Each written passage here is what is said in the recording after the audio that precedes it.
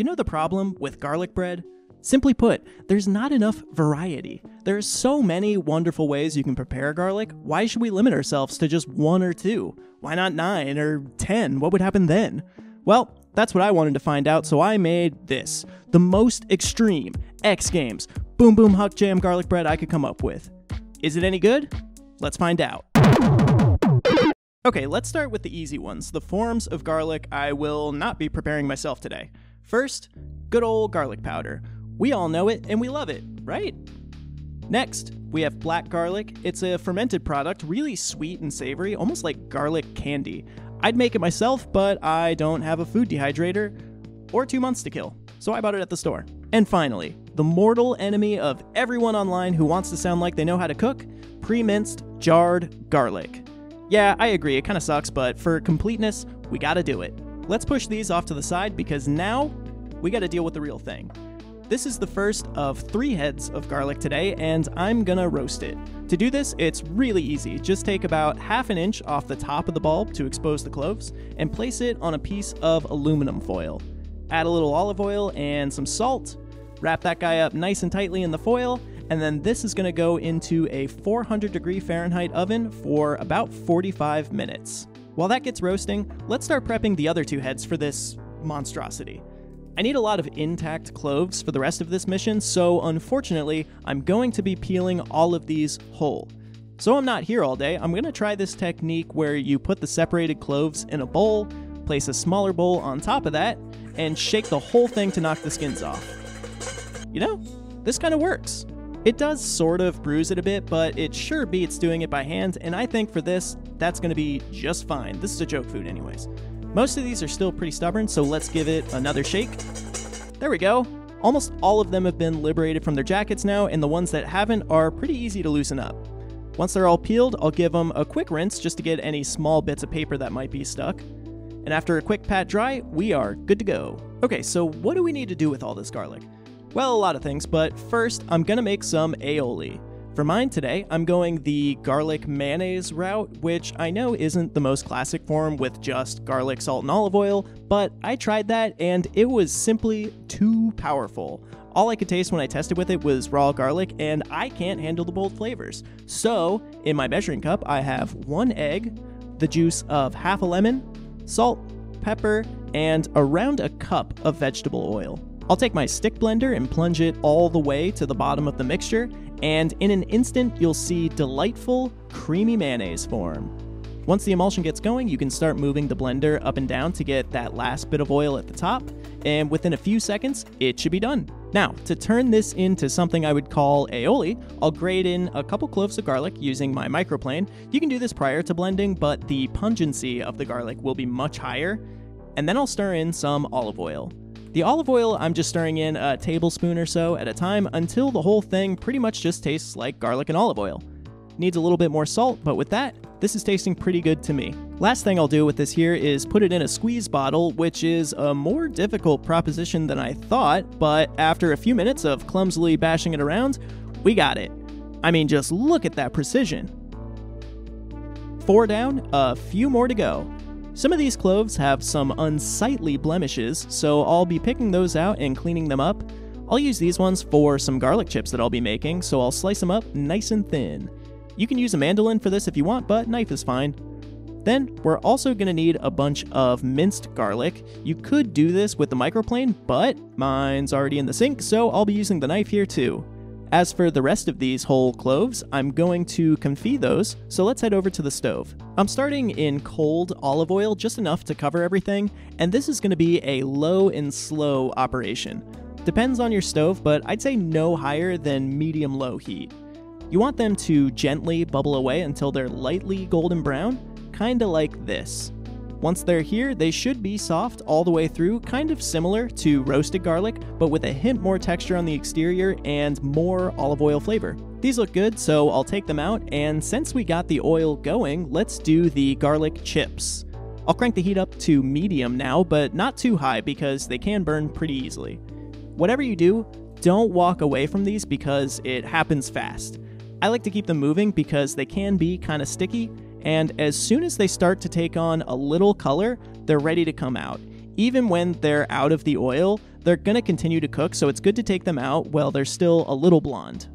Oh hey, our roasted garlic is done now. Harvesting this is really easy. Just squeeze the cloves and they'll pop right out. For now, I'm gonna throw it all into this deli container, and while I'm at it, I'll chop up the black garlic and throw that in too. I'll work that over with a fork to break it down and incorporate everything, and I'll use this paste to flavor the spread for my bread later. So now just a couple more things to prep, and we're getting stupider with it. There's a particular pizza chain that sells a particular garlic butter sauce, you know the one, and I want to recreate it. To do that, first, I'm going to clarify some butter. I've got this over medium heat to melt, and I'll let that keep going until the water boils off and the milk solids start clumping together and just barely start to brown. Once it gets to this point, it's really easy to strain the solids out, and there you go, clarified butter. I'm pouring that into a measuring cup with half of my minced garlic from earlier. This mixture is now going to go back on the heat for a couple minutes just to take the raw edge off the garlic, and once it's all softened up, I'll return it to that measuring cup from before. Now, the other part of this sauce is going to be a type of thickener stabilizer. For that, I've got about a teaspoon of cornstarch, a pinch of garlic powder, and about a quarter cup of water. Make sure you stir this well so the cornstarch doesn't clump up. You want to bring this up to a boil so that the starch reaches its full thickening potential, and once I've got a nice goo going like this, I'll add it to the garlic and butter. A little salt for flavor, and then to bring it all together, I will once again be employing my immersion blender. It's not gonna thicken up like the mayonnaise from earlier, but it should coat a spoon, much like this. Is it an exact clone of the real thing? No, but for just using stuff I always have around, it's pretty close, and it'll work fine for what I have in store. Okay, if you've stuck around this long, thank you. This is gonna be my final trick.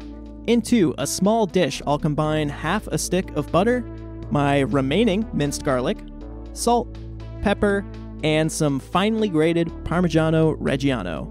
My butter is room temperature, so I can smash it up a little bit, but it's pretty cold out right now, so I need to help it along a little.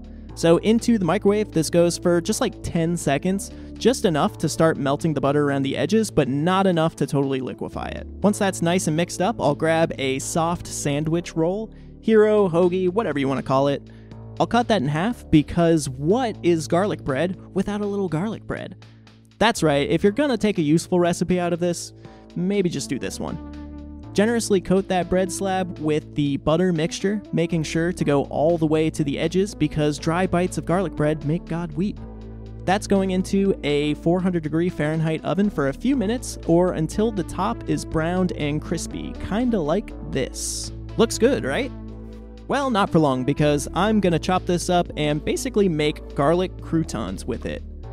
Back in the oven with this until each and every piece is crispy all the way throughout. I like how doing it this way gets you a mix of bigger pieces along with basically garlic breadcrumbs. I would totally do this and throw it on top of a salad, but today we have worse plans. And with that, our prep is finally done. Let's make the real thing. Into my garlic butter, I'll add a spoonful of the jarred garlic because I couldn't think of anything else to do with it.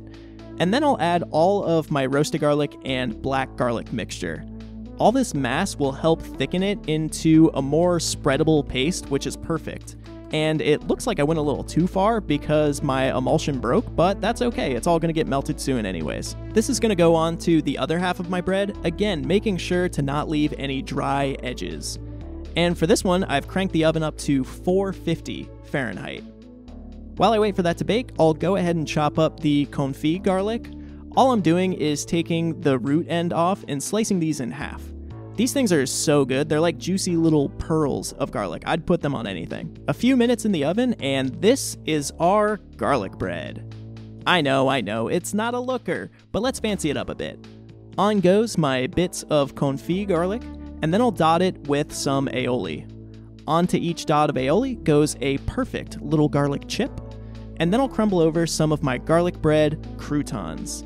And because I desperately need something that isn't brown on here, for a finishing touch, I'll scatter over some chives. There's a Brian Eno quote I think about a lot that I'll paraphrase here.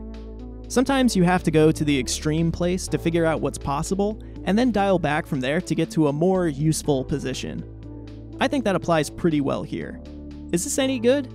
It's not bad. But no, of course, I would never make this again, and I think I knew that going into this. But I did get to learn a lot of cool stuff about garlic, and I'm sure some of this newfound knowledge will be useful to me in the future. Sometimes it's fun to make something you know is stupid just to see what's possible. If you like what you see here and want to like and subscribe, it really helps me out. And for written recipes for everything I do here, along with other fun, exclusive content, consider supporting me on Patreon. The link for that is in the description. Thanks for watching, and I'll see you in the next one. Bye!